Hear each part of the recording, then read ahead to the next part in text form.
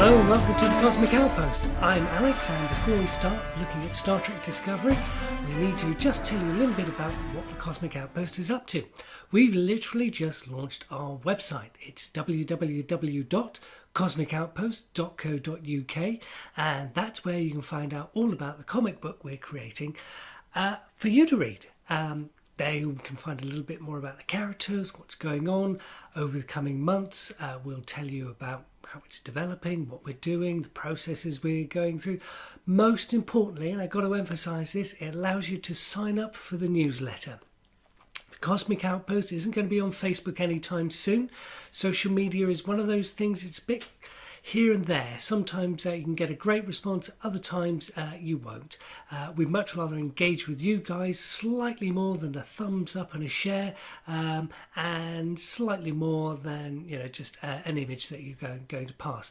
So please sign up for the newsletter on there if you're interested in the Cosmic Outpost comic, and we'll also be telling you about the videos we're making. We're going to have some special things that we're hoping to do for our newsletter subscribers, so that's lots of things to look forward to.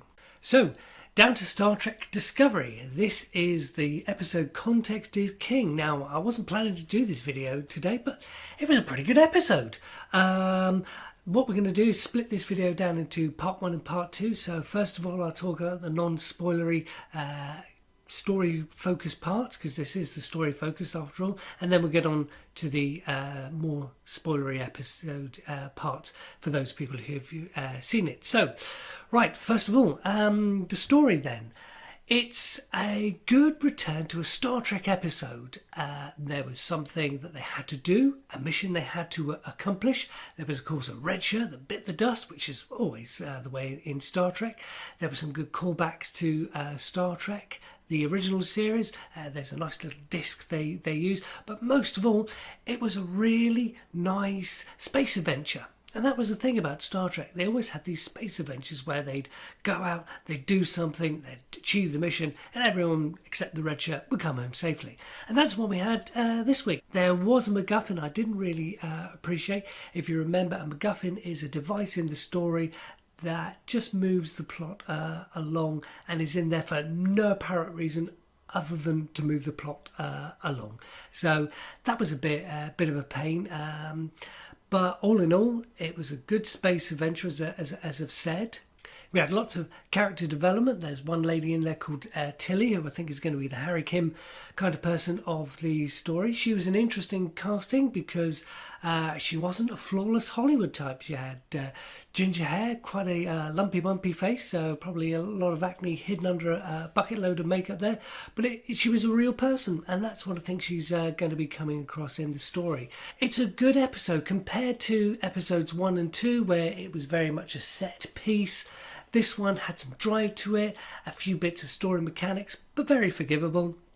So all in all, a pretty good story. So yeah, hope you do get a chance to watch it, because it's not bad at all.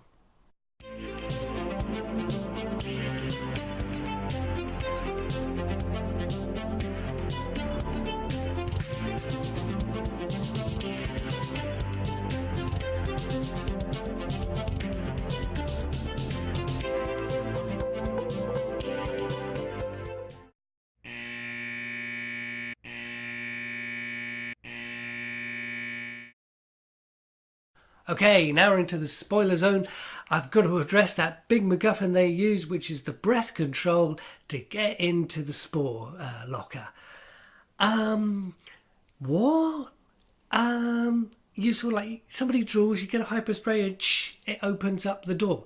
That was the only point I could see of having this breath control on the doors.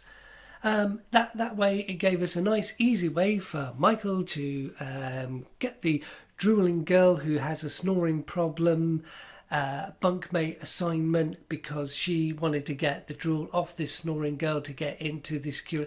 It's convoluted, and if she wanted to get in there, she's a super highly intelligent Starfleet officer. Why don't you just like buzz a lock or something, like, or nick a comm badge or something? And that's what I'll say about story writing in the future. Be the future.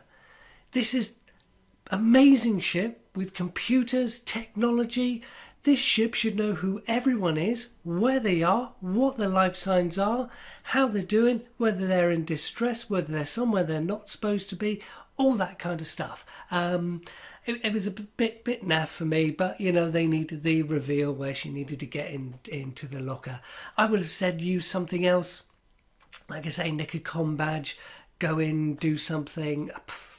I don't know, but so yes, that was my big thing of the episode this week. But other than that, we had some really nice kind of storytelling. I really hope that pilot that flew out the shuttle was okay, because Discovery appeared, a really nice reveal. Yeah, it had elements of a Daft Punk concert with those beams of light that sort of move the ship into the docking bay in all that smoke and pulsing lights. It was kind of like, is this a concert? No. But I'd have really liked to have seen the shuttle pilot sitting in the docking bay of the Discovery going, whew, that was a close escape. Glad the Discovery was there. Because all in all, we seem to think that the Discovery manipulated all of this. They altered the course of the prison shuttle to get Michael on board. That was a nice sort of undertone of the episode. We then have, another part of this grand plan by Lorca to get Michael on board, a stage fight. First officer says, no, boys, sit down. Let's see what this officer can do. Using his Vulcan martial arts to defeat two people. I don't know why the big guy didn't jump in and grab her, because that would have been quite a good episode. She could have been grabbed by the big guy. Those people could have wailed on her. Then she could have really come out. But no, the big guy just stands there and so oh, okay. But how it went down, it was good. It had some action. A bit of the old Kirk fist fighting. I mentioned the Tilly in the bunks soundbite, and it was a bit of foreshadowing in there with a black alert. And if you look out the window, they didn't move anywhere. So why they triggered black alert? Was it just so Tilly could actually say, oh, you haven't been briefed? I can't do that. But it was the intrigue that was great. Black alert. Really like the computer voice. Black alert. That computer's going to be a favourite of some fanboys, I can tell. We had in the mission the old red shirt biting the dust, because the main character doesn't say, oh, hey guys, I've just seen a monster that we should be wary about. No, it just whizzes by. That's fine. But it was great. I wish this scene had been slightly longer. It kind of reminded me a bit of in Enterprise, when they find the Vulcan ship with all the people who've been exposed to the Expanse in that episode. It was really quite creepy. I thought that was really good. If they'd have stretched it out a little bit more.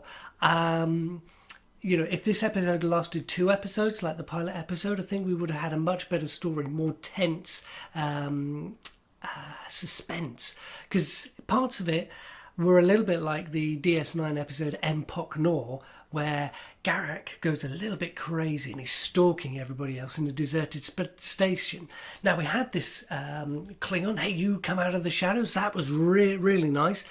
I kind of wish the Klingon had already been slightly munched on by the animal, because then it could have staggered out, and in a bit of a daze on shh, as opposed to, well, yes, I'm a functioning Klingon, and I'm just going to tell these Starfleet officers to go shh.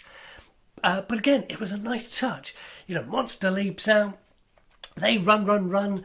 Again, it's a story monster. My little pug can probably run those guys down if they're running through corridors instead of this big beast designed for hunting, chasing after them. Say they get to the engineering bay, secondary hull, the red shirt bites the dust. That creature's coming through. We've already established it can smash through things, so glad it actually beat its way through in no short time. I like the security chief. Yeah, okay, right. This door's jammed. No, not for much longer. Let me blow the crap out of it. So that was really nice. A good use bit of action. running through the Jeffries tubes. I like that part of Burnham's character where she's reciting Alice to keep herself calm, because with her human physiology she doesn't have that Vulcan ability to suppress her emotions. So instead of panic, she counters that by reciting the Alice in Wonderland stuff, thinking of herself getting to a good place, visualizing that goal and achievement. That was really good. The escape, again, nice and fine, whiz off. They had to then come back and destroy the Discovery, nicely wrapping that up. The end part, unfortunately, I'd seen Final Frontier's amazing prediction video on the spores and how they propel themselves through these little conduits. So I was kind of expecting it was going to be a speed enhancement to the ship as opposed to a biological weapon.